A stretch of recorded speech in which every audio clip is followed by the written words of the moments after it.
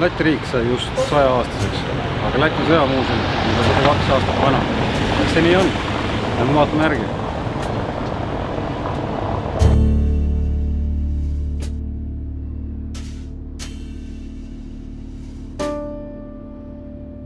Põhjus on lihtne. Algselt oli mõeldud see Läti punaste küttide üksuse muuseumiks.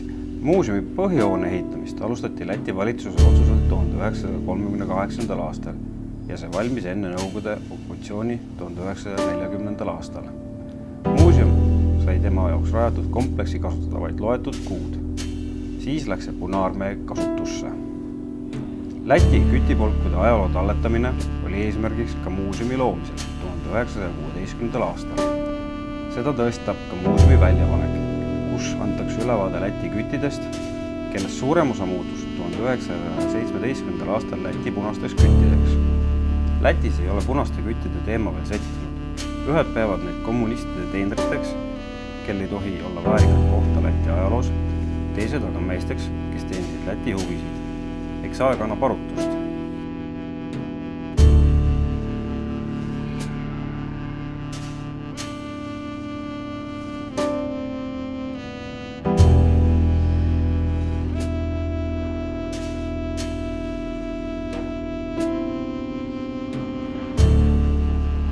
Kui rääkida relvadest, siis muuseumis neid väga palju ei ole. Põhiliselt käsirelvad ja üksikud suurtükid. Ja siin selja peale kuulus kaarikule monteeritud Maksimi kuulpild ja seda kasutasid Läti küttide ratsajõuksused, kui nad sellisid Ukrainas. See algeline vahend tagas üllatusmomendi, sest oli kiiresti ümberpaigutatav ja suure tulejõuga.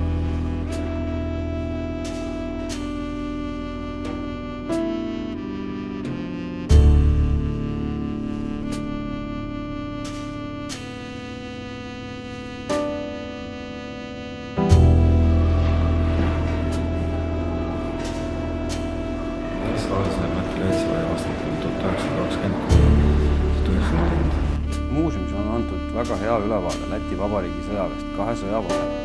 Tutvustatud on igapäevaelu, kes elas Läti sõduru kasarmus. Samuti saab hea ülevaate sõjaväe vormidest.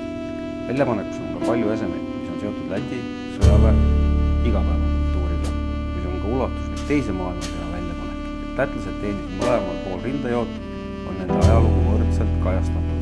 Tuleb mainida, et vaatamiseks välja pandud käsirelvade kollektsioon on märkimisväärne ja esindab nii Nõukogude kui Saksa relvi.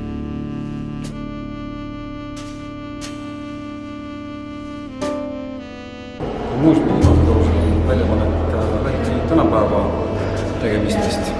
Põhirõhu peab välismissioonidele. Lisaks on korruse nurga taha peidetud tänapäeva Läti relvajõudude teenete märgid ja väeosade märgid. Kui neid tundma õppida, saab lätlastega koos õppusel paremini aru, kellega on tegu.